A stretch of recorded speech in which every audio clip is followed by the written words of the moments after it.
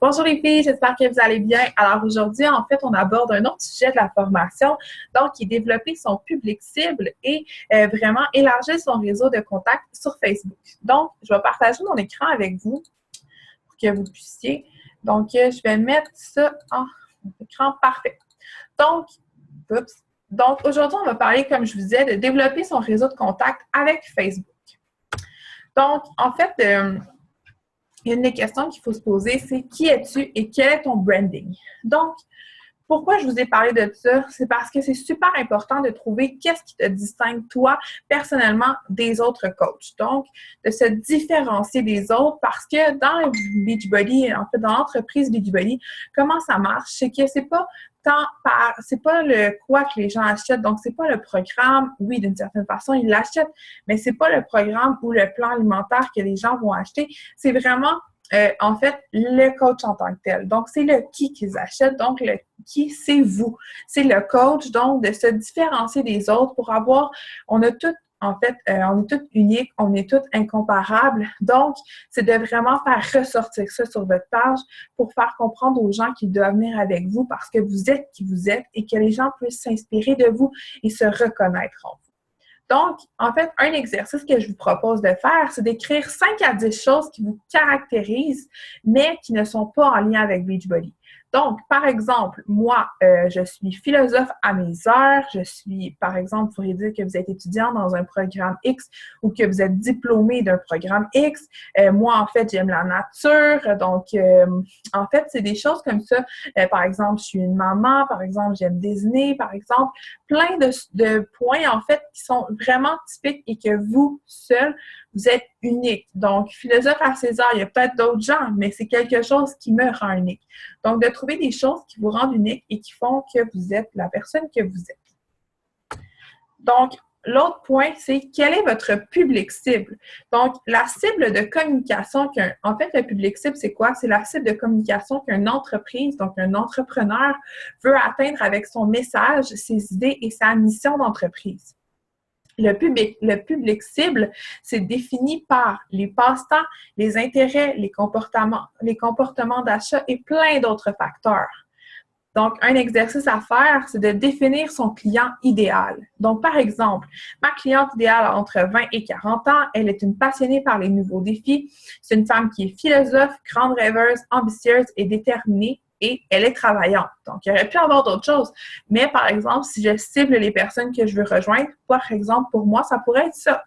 Donc, de dire, OK, de s'asseoir et de se prendre 2 minutes, de se dire, OK, qui que je veux cibler, moi? Est-ce que je veux cibler tout le monde? Non. On veut vraiment avoir une personne qu'on cible et c'est cette personne, en fait, c'est ce genre de personne-là qu'on va vouloir attirer dans nos parties, comme participante ou comme encore coach dans notre équipe. Offrez du contenu conçu spécifiquement pour votre public cible. Donc, qu'est-ce que les gens qui vous suivent aiment? Quels sont leurs intérêts? En dehors du fitness et de l'alimentation, qu'est-ce que les gens de votre public cible aiment? Est-ce qu'ils sont plus portés sur l'estime de soi? Est-ce qu'ils sont portés, par exemple, je ne sais pas moi, les gens adorent être en nature, donc ils délaissent la ville pour s'en aller prendre un chalet, par exemple. Je ne sais pas, trouver des intérêts que les gens dehors que les gens dans votre public cible ont et créer du contenu inspiré des pages aimées par vos publics cibles. Donc, si les gens vous disent, moi, par exemple, vous voyez que les gens adorent, par exemple, beaucoup les animaux, bien, créez du contenu inspiré par exemple, sur les animaux pour votre public cible. Donc, vraiment miser sur ce qu'ils aiment et d'en parler, de faire ressortir ça sur votre page. L'autre point, c'est constance, constance, constance. Constance, c'est vraiment, ça rime avec travail et rigueur. Pourquoi je parle de la constance? Parce que c'est important, super important, de publier à tous les jours sur votre page, de ne pas manquer une journée. Parce que c'est ça qui va faire en sorte que vous allez avoir de la visibilité et que les gens vont dire « Ah, je me demande qu'est-ce qu'Andréane Goyer a fait, par exemple, aujourd'hui. Je vais aller sur sa page. » Donc, ça va devenir un automatisme pour eux d'aller voir votre page quotidiennement. Répondez aux commentaires, favorisez, on veut du mouvement sur votre page, donc favorisez l'interaction. Même si les gens ne commentent pas ou qui n'aiment pas, ils vous regardent. Donc, il y a des personnes qui vont vous suivre. Moi, je les appelle les fantômes parce qu'ils vous suivent sans commenter, mais ils vous regardent quotidiennement sur ce que vous faites. Et des fois, ils vont vous arriver, ils vont dire « Ouais, j'ai vu cette publication-là ». Et vous allez être les premiers surpris parce que vous allez dire « Crime, je ne savais pas qu'ils me suivaient ». Mais oui, ils vous regardent. Par contre, ça ne veut pas dire qu'ils likent tout le temps ou qu'ils ne commentent pas tout le temps votre page, mais ils sont là. Publier du contenu personnalisé, créer vos propres images. Vraiment, il y a des applications pour faire des montages photos. Utilisez-les. Créez des images à votre image, en fait. Donc, de faire du contenu qui est personnalisé, qui vous ressemble à 100%. On doit vous voir, vous. Donc, que ça soit un beau sourire ou quelque chose, on doit vous voir, vous. C'est correct de mettre des paysages parfois ou des choses comme ça, mais en fait, si je vais sur votre page, je dois avoir beaucoup de photos de vous. C'est vous qu'on veut voir. Préparer du contenu à l'avance, ça l'aide beaucoup. Des fois, il y a des journées qu'on est moins inspiré. De préparer du contenu d'avance, c'est quelque chose qui peut, en fait, vraiment vous aider. Panne d'inspiration. Partagez, si vous avez une panne d'inspiration, vous ne savez pas qu'est-ce que vous voulez écrire, vous ne savez pas, peu importe, partagez votre parcours avec les programmes et les produits. Misez beaucoup sur les émotions, le positif que ça vous apporte et qu'est-ce que ça vous fait ressentir quand vous faites, par exemple, un programme ou quand vous prenez Shakeology, par exemple. Donc, est-ce que quand vous prenez Shakeology, c'est l'amour fou? Vraiment de miser sur les émotions, qu'est-ce que ça vous apporte et de dire, ouvrez votre cœur et dire qu'est-ce que vous ressentez.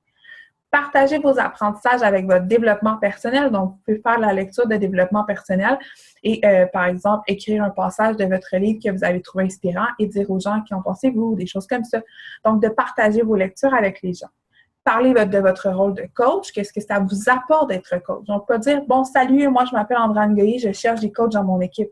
Non, ça peut être de dire, par exemple, de prendre une photo de vous. Moi, c'est ça que j'ai fait la semaine passée. J'ai pris une photo de moi. J'étais assise sur ma terrasse et en fait, j'étais au soleil et j'avais mon ordinateur et je travaillais. Et j'ai pris une photo et j'ai dit, voici ma vie maintenant, Coach Life. Et c'est une photo pour dire aux gens, aïe, c'est cool, elle travaille de la maison puis quand il fait soleil, elle peut même travailler de dehors. Elle peut amener juste son ordinateur partout. Donc, pour montrer aux gens que, wow, c'est accessible le coaching puis c'est cool le coach. Parler des participants dans vos groupes, de leur réussite, montrer que ça fonctionne les programmes. Soyez inspirants. J'ai mis un exemple de Team Eureka. En fait, c'est un tableau que les coachs avaient fait lundi, mardi, mercredi, jeudi, vendredi, samedi, dimanche, avec certaines choses des idées de publication. Donc, c'est super utile, ce tableau-là, réellement, pour nous donner des idées des fois quand on a de la misère un peu à trouver nos idées pour publier ou peu importe. C'est vraiment quelque chose qui peut être cool. Votre image, c'est votre entreprise. Donc, soyez très conscient de ce que vous publiez partout, partout, partout. Ne soyez pas un agent de promotion. On n'est pas un vendeur. On veut ajouter de la valeur dans la vie des gens. On ne veut pas leur pousser un programme à tout prix. Donc, faites pas de la promotion. Beachbody s'en occupe déjà. Se définir uniquement par notre statut de coach, ça, c'est non. Donc, vous êtes plus qu'un coach Beachbody. Vous êtes vous venez avec vos qualités, vos défauts. Donc, définissez-vous en fonction de ça et non pas juste par votre statut de coach Beachbody. Inspirer, donner de l'espoir, montrer aux gens qu'est-ce qu'ils peuvent faire et qu'est-ce qui est possible de faire en reprenant sa vie en main avec le coaching. Image claire qui attire l'œil, il faut que ça soit frappant parce que c'est facile de rouler notre cellulaire puis de passer sur des publications, par exemple, mais on veut des images qui tapent l'œil puis qui vont faire « Aïe, je vais aller voir sa publication parce que l'image est venue me susciter de l'intérêt ». L'image vient 1000 fois avant le texte. Donc, les gens vont voir l'image et ensuite, ils vont aller voir votre publication. Donc, l'image doit les accrocher. Message clair et précis. Qu'est-ce que vous voulez que les gens retiennent sur votre page? C'est quoi le message dans votre publication que vous voulez que les gens fassent « Ah, oh, OK, oui, je viens de comprendre ». Publiez toujours avec une intention plus que claire. Vous devez avoir une intention claire et précise dans votre tête et partager. Donc, si je partage, par exemple, une photo de ma recette santé, qu'est-ce que j'ai comme intention? Que les gens aillent plus vers un mode de vie, une alimentation saine parce que c'est bon pour la santé. Puis l'alimentation, c'est plein de couleurs. C'est pas parce que c'est santé que ça doit être drabe et plate. Demande d'interaction sur votre page. Donc, un call to action. Donc, de faire des clics j'aime si, par exemple, clic j'aime si tu es d'accord avec moi. Merci de partager. Tu penses comme moi? Merci de partager. Tag le nom d'une personne. À 50 j'aime, je vais partager ma recette. Clique j'aime si tu veux être avisé de ma bonne nouvelle, par exemple. Donc, misez sur le pouvoir de l'interaction, augmentez vraiment votre visibilité. À faire et à ne pas faire. Donc, à faire, être original, trouver des thèmes, créer une campagne marketing autour d'une idée, éliminer les publications moins populaires. Inspirez-vous des top coachs américaines sans les copier. Vous pouvez personnaliser leur contenu, mais ne copiez jamais. Donc, un exemple de coach américaine, Bonnie Engel, Mélanie Mitro, Anita Miron, Amy Silverman. C'est toutes des super top coachs qui sont super inspirantes. Je vous invite à les suivre. À ne pas faire. Ne faites jamais de publication de type promotionnel. Si vous annoncez un défi santé, je ne veux pas voir une image de 21 Day Fix. Je veux voir vous avec des haltères ou peu importe, mais c'est vous qu'on veut voir. Ne parlez pas de l'entreprise Beachbody, mais des émotions que vous ressentez quand vous êtes coach. Moi, quand je me lève le matin, maintenant, j'adore mes lundis matins parce que je le sais que c'est un retour à mon travail, à ma passion. Je m'assois à mon bureau, puis je sais que je vais avoir mon café avec mon verre d'eau, puis je vais triper parce que je vais aller connecter avec les gens, je vais aller faire ce que j'aime, je vais faire mon coaching à la maison. Donc, c'est ça que vous devez montrer aux gens et ne pas parler de Beachbody directement.